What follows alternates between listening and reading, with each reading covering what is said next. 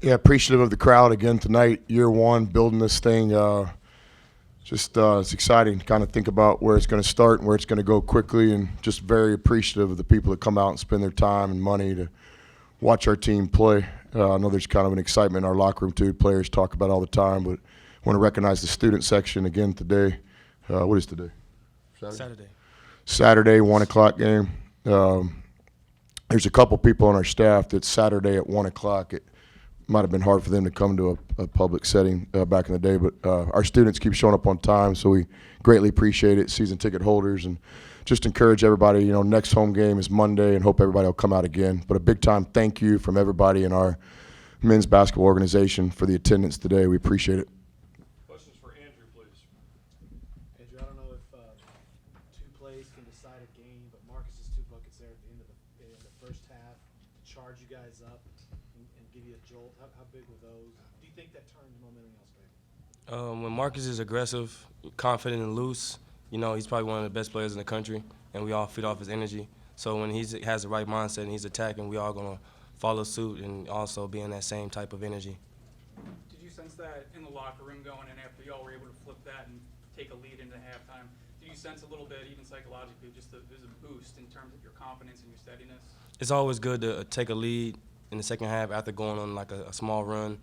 We came together knowing that we're not going to play this game to lose. We're just going to keep playing aggressive, keep going hard and try to extend the lead as much as we can and not be the victims. So we wanted to go out there and pose our will as much as we could. And then y'all hold Brockington at just 2 points in the second half. How keyed in were you guys on him? Was that the game plan to sort of take him out and make the other guys beat you? Yeah, he got aggressive early.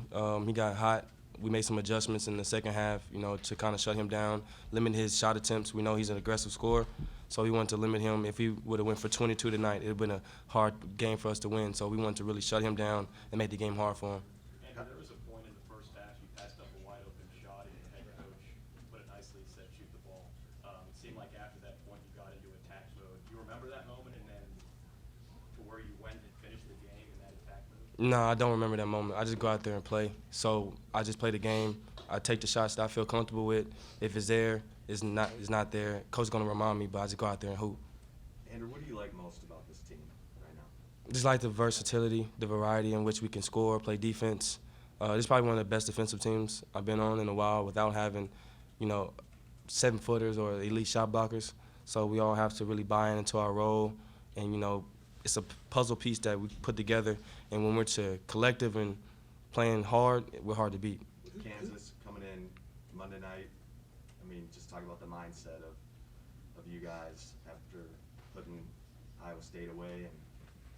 Just the next game. Next game on the schedule. Continue to play hard. As long as we go out there and be aggressive and we're applying pressure, we're hard to beat. We can beat almost anybody in the country. So if we go out there aggressive, all have the mindset that we're fresh, we can win this game confidently, I feel like we have a chance in any game. Two last ones for Andrew. Go ahead, Brian. Whose job is it to, talk about, rally you guys, pull everybody together, or whatever, when y'all are having these scoreless droughts, but you're still hanging in there with defense, right? It's just the ball's not going in. Just staying confident. Whose job is that? It's everybody's job. We all rally together. We all come together in our huddles. We all make sure that everybody's on the same page, that just because we miss a couple shots don't mean we need to hang our heads and not be aggressive. If the shot's not going in from the three-point line, that means we need to be more aggressive, get into the hole, and get to the free throw line. Brian, what's that sweater? Is that a Ted Lasso? Yes, it is. One last one for Andrew, please. Yeah, Andrew, after Lubbock, curious, what was the conversations like with the team, with the guys, and what did you all sort of identify as areas that you need to be better in this game? Kind of like I said earlier, just being aggressive, pressuring the ball, not being a victim, being the aggressor. And that's our identity. And sometimes we have lapses in that, being a new team. But if we can learn to be more consistent with being, most aggressive team, playing hard and imposing our will, games like this will continue to happen. Thank you, sir. Thanks. Thank you. You just swear on your brand. I might. I just might. All right, Coach. What did you like most about today? There's a mathematical way to win a basketball game, so there's some objectives, and, the stat sheet just looks, good today. You get the 4 guys in double figures. You get some dominating defense in the second half to hold those guys to what seemed like, around 20 points. Had a low turnover game. It would have been a 10 turnover game if it wasn't for a couple casual plays in the last minute or two. Get the 4 guys in double figures again. We guarded, shared the ball, and we played well today. I think today probably wouldn't have mattered who our opponent was. We played like that in the second half. We could play with anybody in the country. Iowa State's a good team. This Big 12's a grind. A couple weeks ago they're top 10. They're just a couple of wins away from being back there again. So good team, talented players. I think TJ's got to be in the talk for National Coach of the Year. What he's doing there in year 1, and a lot of respect for that program. Chris, you talked a lot about like the last 4 minutes of the first half and the first 4 of the second half. That stretch today was huge for y'all. What did you think about Marcus's plays and how that carried over? Yeah, I was impressed with Marcus today. Obviously, the floor game, 14 points, 8 assists, and 5 rebounds. Texas is going to be tough to beat when Marcus Carr scores the ball and gets assists and rebounds. Pressed early, right? I think 2 of his 3 turnovers were in the first 4 or 5 minutes of the game. Then he just calmed down. Sometimes, lesser players calming down means going cautious, but to me, he sped it up and, played more solid. So that's hard to do when you're trying to execute some things that your program wants you to do, but you're also trying to be really aggressive. So his heart was in the right place as always, and great floor game tonight. You feel like he's, kind of settled in to when he needs to, take over and when he needs to facilitate? I've always felt that way about Marcus. You guys go back and look at my record.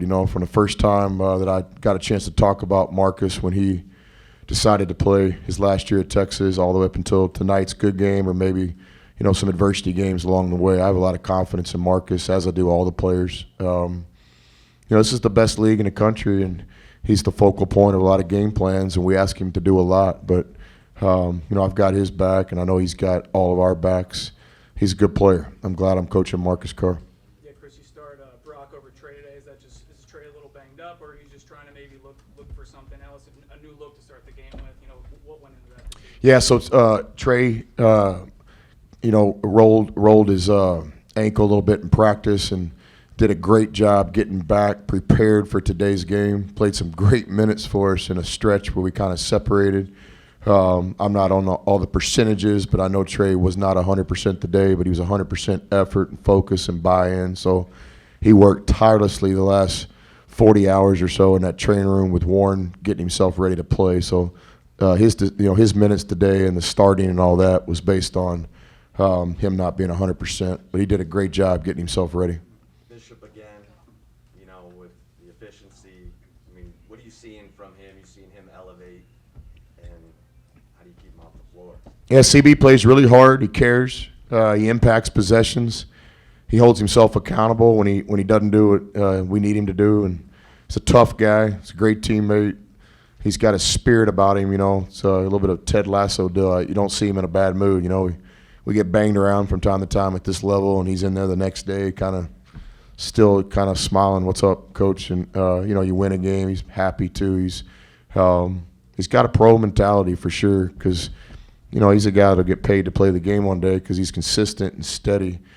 Basketball-wise, I'll let you guys say all the good stuff about him, but I still think there's another ceiling. He gets that ball around a basket. I expect him to dunk it every time, and why he doesn't, I'm not sure. Maybe that's on me, but he's a talented guy. But I have huge expectations for him. I have a ceiling for him. I see things in him that maybe other people don't.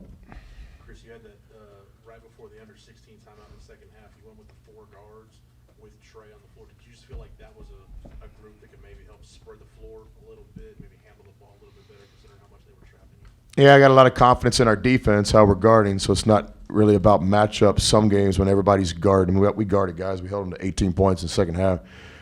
So then it becomes a thing where, okay, how can we go win some possessions on the other end? And Jace Febris has done a great job in practice and just staying the course like a steady veteran, overcome some adversity, with his body and all. And I got a lot of confidence in him. So I love the shots Jace took today, and it felt like it was time to maybe try to open it up a little bit with a smaller lineup on offense, because we had the confidence that we could keep guarding and keep rebounding. Chris, do you think that over looking at the last 5 games, do you think the guys have really bought into the idea of if the shots aren't going in, just keep playing defense, and it'll navigate through rough patches? Yeah, I think we bought into that from day one. You know, the very first practice, the guys embraced the shell drill and the identity of what we're doing. And so now there's been some times where obviously we're not keeping the other team from scoring, but it's not because we've changed our buy-in or our identity. I mean, we want to be a team that can win in March, and we want to be a team that can, win games when it matters most. And to do that, you have to have a defense. 3 last ones. Go ahead, Terry. Coach, before your next game with Kansas, what are some of the things you're going to be working on in practice that you saw today that you want home? Yeah, Kansas is pretty good. They're having another good season, and we'll have to play really well. It's a great opportunity. It's this is why you come to Texas, playing games like Monday night, and I know our fans will rally, and it's going to be just a great environment. Nothing but respect for Kansas, and it's an opportunity for us. What do we got to work on? Just being us. I don't care. It's a one-day turnaround, but even if it was a 14-day turnaround, you still, you worry about us. We're good enough where it's about us. It's not really about the opponent. So when we play Texas basketball, we feel like we can play with everybody. Now, with that being said, there's probably a few things we need to talk about tomorrow about Kansas. Coach, the opponent Iowa State went 2 for 15 from 3 after the last game where there were a lot of issues with their hitting threes, specifically Kalsher. What were you pushing to make it more difficult for them to hit threes? Kalsher's a good player. He played with Marcus at Minnesota, and I know Marcus has a lot of respect for his old teammate. And the first game, he obviously played a great game, and give him credit, but a lot of it was things we wanted back. So tonight we were zeroed in on their shooters, and we had some fortune. You always have to have that in this game. But I do think we made it hard on their shooters. I do think we limited some shot attempts. We were fortunate a few times where they got a good look, but I think you got to give our defense credit tonight. I thought we were dialed in, and to hold them to less than average threes made was a big part of the game plan. One last one. Can you tell when Andrew has that look in his eye that it's going to be his night shooting the ball?